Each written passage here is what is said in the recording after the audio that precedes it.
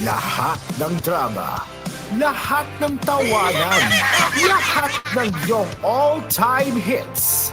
Ang tanging huntahan ng Masang Lamaw. Number 1 sa Mega Manila, nationwide pa. Broadcasting from TGON, TVH Group of Networks. Dito lang sa inyong iisang himpilan. Cool FM. You are listening to Cool FM, live from Cool Studios. This is Cool News at 4.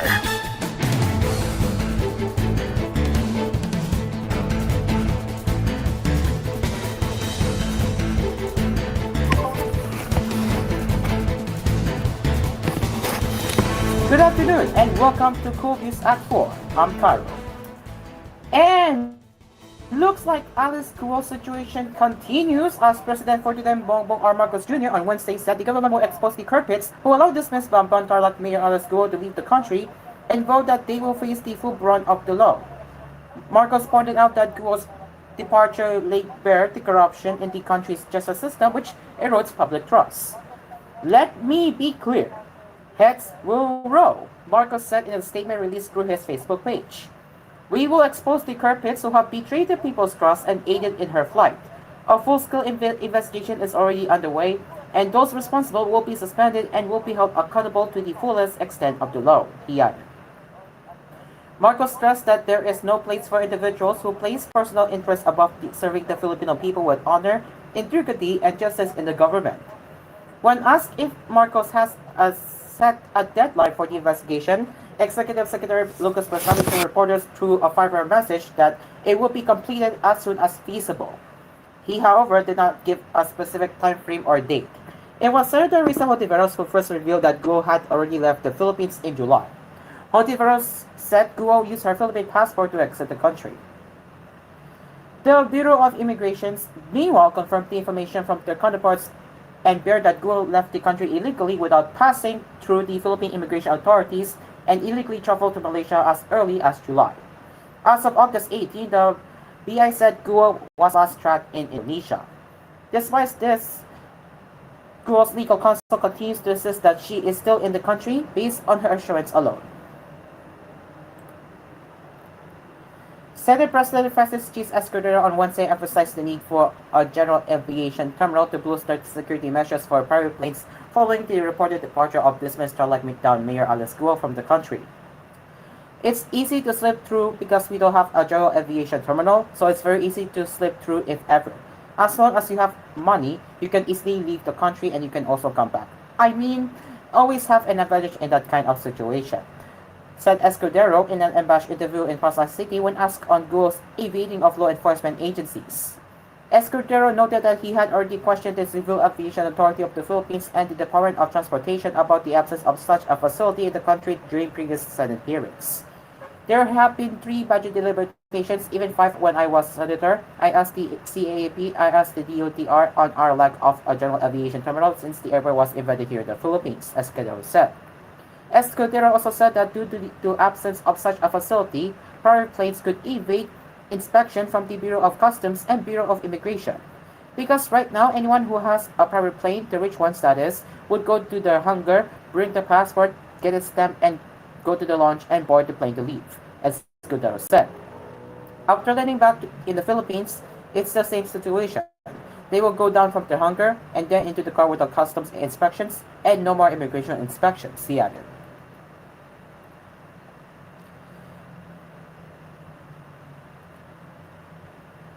Guo is reportedly out of the country since July 18, according to Senator Risa Hontiveros, but the mayor's camp insisted she is still in the country. The former mayor, who has been the subject of scrutiny over her alleged ties to the Philippine offshore gaming operators in Papantown, was found to be owning a helicopter, according to documents gathered by Hontiveros' office. An immigration lookout bulletin order was issued by BI against Guo last June, but Philippine National Police Chief Colonel Juan Forjado said only a whole departure order issued by the court could prevent Guo from leaving the country. Malacanang has ordered the Department of Foreign Affairs and the Department of Justice to revoke the Philippine passport of Guo. Meanwhile, Escudero said he will San Miguel Corporation, who is tasked to oversee the Nino Aquino International Airport rehabilitation for a general aviation terminal. That is one of my plans to say and demand, and as far as I know, they will see to it by having a general aviation terminal in our country, he said. Escudero added that the SMC plans to transform an old airport building to a general aviation terminal. The Philippine government has reported the passports of Alice Guo, her siblings, and business associate Cassandra Ong to the International Criminal Police Organization are shown as Interpol for appropriate action. Senator Risa Hontiveros bear this in a kapihan sa Senado forum on Wednesday, saying that she was informed about the matter by the Department of Foreign Affairs.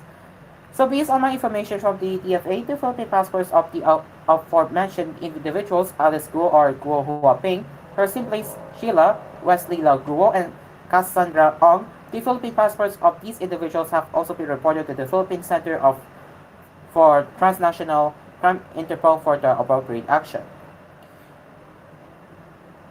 said Hontiveros. With this, the senator said the Interpol, particularly its Philippine component, Philippine Center on Transnational Crime, can now decide on the appropriate actions that it may take. This includes the decision on whether Guo and the others will be included in the organization's blue or red list. It has also come to their attention as related to the issue of transnational crime. So it is clear that the personality of Guo Huaping and the other three are of interest to them, to Interpol, because they are accomplices or are being investigated, and one of them is the subject of an arrest warrant of the Senate in relation to transnational crimes to POCOs in the Philippines, said Hontiveros. In the end, Hontiveros noted that Guo and her alleged cohorts has further shrunk, especially now that even an international agency has been notified about their alleged crimes. It was Hontiveros who initially disclosed that Guo had left the country in July. Guo is under scrutiny after the Senate panel on women revealed her alleged ties to the illegal POCO firm Suwon Yuan Technology Incorporated in Papan Tarlac. Questions about her citizenship were also raised, leading to allegations that she is a Chinese spy, a claim she vulnerably denied. Now let's get into the other headlines. A hacker group named Dead Note Hackers infiltrated the website of the Senate of the Philippines and extracted employee usernames and logs, according to the Department of Information and Communications Technology, or shortened as DICT, on Wednesday. On Tuesday evening, cybersecurity group Deep Web Connect reported that Dead Note hackers breached the Senate's information technology system. DICT Assistant Secretary Renato Paraiso, in an interview with the Inquirer, said the hacking incident was already resolved, but the government agency is working with the Senate to beef up the latter's cybersecurity measure.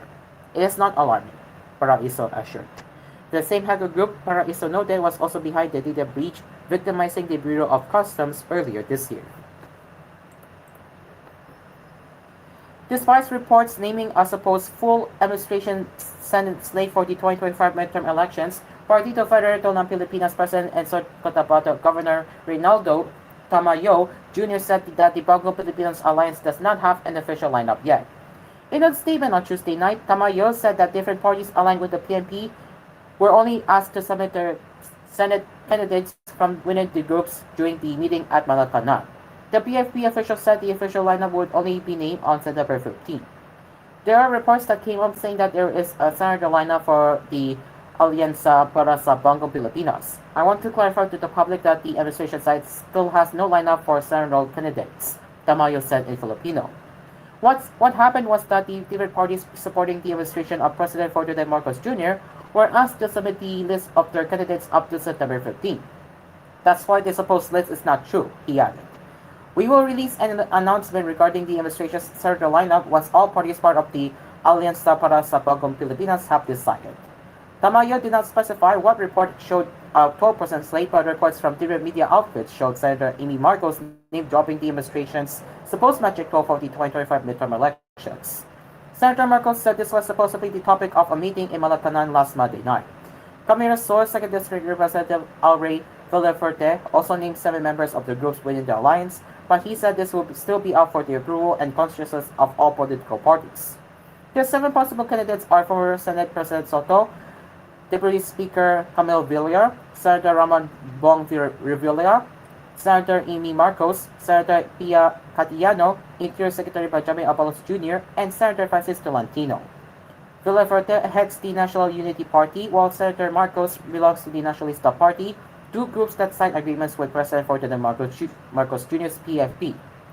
PFP also signed a coalition agreement with Lactas CMD, led by Speaker Ferdinand Martin Romeo Alves, and the Nationalist People's Coalition, headed by former Senate President Vicente Soto Duterte.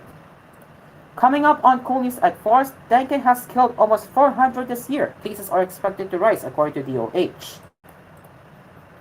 Marco to proceed with 1,000 megawatt power supply acquisition or acquisition. Second tranche of SLEX toll hike takes effect. Brazilian foreign minister to visit Philippines for the first time in 80 years. And in international headlines, flights delayed and cancelled at Japan airport due to lost scissors. Division in public health policy holds smoking rate decline in some countries. And find out how playing video games for 3 hours daily can boost your mind health, according to the study. It is now 4:11 in the afternoon, and koolNews at 4 will be right back.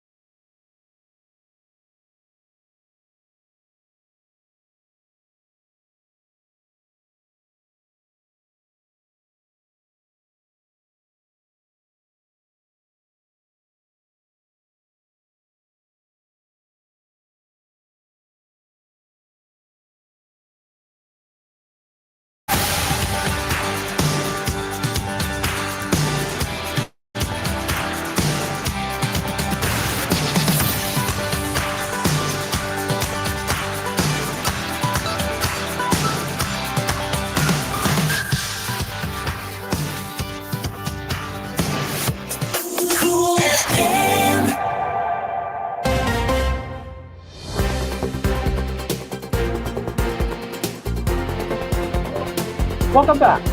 Nearly 400 dengue-related deaths have been reported since the beginning of the year until mid-August, the Department of Health (DOH) said on Wednesday. In the statement, the Health Department said a total of 396 deaths have been recorded nationwide from January 1 to August 10. That is lower than the 421 deaths logged during the same period last year, the DOH noted. However, it also said that a total of 150,354 dengue cases have already been reported during the same period this year.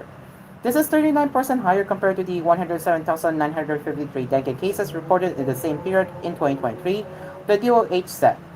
All regions in the country except Saskatchewan, Zamboanga Peninsula, and Bicol registered an increase in cases in the past 3 to 4 weeks, coming back from August 10. Health Secretary Teodoro Herbosa reiterated his warning to the public against dengue. Dengue has a seasonal pattern. Case counts are expected to rise during the rainy months. It is good that more Filipinos are seeking early consultation that leads to fewer deaths, he said, as quoted in the statement. Keep cleaning our surroundings. Search and destroy mosquito breeding grounds, anything with stench and water, he added. Tycoon Manuel Pangilinan-led Manila Electric Co. shorted as Morocco will resume its acquisition of 1,000 megawatts of additional power supply, aiming to ensure the flow of electricity to its franchise areas. In a statement on Tuesday, the company said bidding procedures would continue for the 600 megawatts and 400 megawatts power deals. Based on its bid bulletin number 6 issued on Monday, potential bidders for a contract capacity of 600 megawatts may submit their offers by August 27. Pre-qualification, evaluation, and notification of the best bid may happen either on the 27th or 28th of this month. This batch of capacity procurement is posed for delivery by August 2025. 8 companies showed interest in bidding for this baseload supply, namely First Gas Power Corporation and First Nat Gas Power Corp. of the First TGON Group, GN Power Dingin Ltd. Co. and Therma Luzon Incorporated of the Apotec Group, Marivales Power Generation Corporation, and Mansilla Power Co. Ltd. of San Miguel Corporation, Southwest Luzon Power Generation Corporation of the Consul-G Group, Quezon Power Philippines Ltd. Co. A bid bulletin on the resumption of the 400 megawatts competitive selection process is likely set to be issued early, said Lawrence Fernandez, Morocco Vice President and Head of Utility Economics Department. We will continue our efforts to secure our power supply requirements in the least cost manner, consistent with our mandate, Morocco said. Motorists traversing the South Luzon Expressway SLEX now have to pay higher tolls as the Toll Regulatory Board started implementing the second tranche of the rate hike on Monday. In a Facebook post, the TRB said the following adjustments took effect on August 19.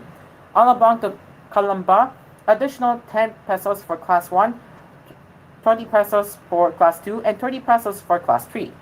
Calamba to Santo Tomas, Pandangas, additional 2 pesos for Class 1, 6 pesos for Class 2, and 8 pesos for Class 3. It may be recalled in its consolidated resolution dated 17th of May 2023 for the 2012 and 2014 petitions, the TRB approved the first periodic toll rate adjustments at the SLEX since 2011, the TRB's post reads. Upon compliance with the publication and posting of bond requirements, the TRB issued the notice to start collection for the second tranche on 1st of August 2024. San Miguel Corporation, SLEX Incorporated, and MATES recently notified TRB that they intend to collect the second tranche starting 19th of August 2024, it added. The first tranche of toll rate adjustments took effect on November 3, 2023. Brazil's Foreign Minister, Mauro Vieira, will visit the Philippines on August 23, the Department of Foreign Affairs confirmed on Wednesday. The DFA noted that Vieira's visit will mark the first time a Brazilian foreign minister has come to the Philippines since the establishment of diplomatic relations nearly 80 years ago. In a statement, the DFA announced that Foreign Affairs Secretary Enrique Manalo will host Minister Vieira and his delegation for a bilateral meeting. The foreign affairs officials are expected to discuss and assess the current state of relations between the two nations with the aim of advancing their bilateral relationship. Secretary Manalo and Minister Vieira are expected to exchange views on a range of issues including trade and investments, technical cooperation, as well as cooperation in agriculture, defense, education, and in the multilateral arena. Among the agreements slated to be signed during the visit covered technical cooperation, cooperation in the peaceful uses of outer space, and education, said DFA. And now let's get into the headlines from around the world. Security checks at Chitose Airport in Hokkaido were temporarily suspended due to lost scissors at one of the stores in the airport on Saturday, causing departure delays and stranded passengers. A store in the departure lodge lost the scissors on the same day, and the security checks were suspended shortly after 10 a.m. All checks had to be repeated, causing 190 flight delays and 35 cancellations. Passengers waiting for their flights in the departure lodge were forced to leave the area and undergo security checks again. Although the scissors were not found, the airport resumed security checks 2 hours later. The airport was particularly busy on the day as many travelers were heading home after the Bon holiday. A widening divide among public health policymakers is preventing millions of smokers from switching to less harmful alternatives, according to tobacco harm reduction advocates. Dr. Marewa Culver, a leading public health researcher from New Zealand, said a culture war between prohibitionist groups and DHR advocates who promote less harmful options is hindering progress in public health efforts to combat smoking. Cigarette alternatives that don't burn and don't produce smoke, such as e-cigarettes, heated tobacco products, and oral nicotine pouches, are promoted as less harmful alternatives under THR. These products contain nicotine that, while addictive, does not lead to cancer. These products do not burn or produce smoke, which contains toxic chemicals. Hence, the chances of disease are lessened. She said prohibitionist groups are using tactics to force their beliefs on others. As a professor of public health, I am concerned about many threats to public health. Culver said at a recent global forum on nicotine. The strategies being used include canceling people and threatening those who won't comply with their public health agenda. This prevents more smokers from switching to potentially less harmful alternatives to traditional cigarettes, the HR supporters said. One strategy in this culture war is to create polarization, split people, facilitate doubt, create fear, and encourage people to feel anger towards those people who have a different point of view, Culver said at a forum in Warsaw, Poland. Culver was among the panelists who discussed the nature of the THR debate, including the goals of different factions and tactics such as misinformation, emotional appeals, and personal attacks. Dr. Rohan Andrade de Segueira, a cardiometabolic physician with more than 25 years of experience in India and the United Kingdom, cited India's e-cigarette ban as an example of a policy misguided by this culture war. The ban actually led to a surge in youth vaping, Segueira said.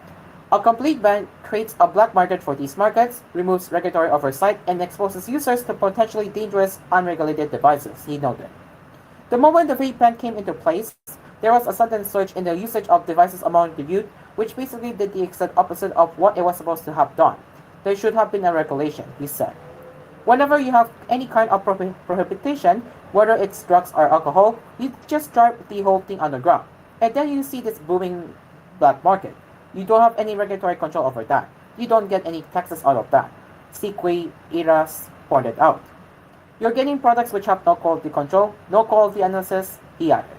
That makes the entire matter worse because now people are falling sick because of inferior quality products, he lamented.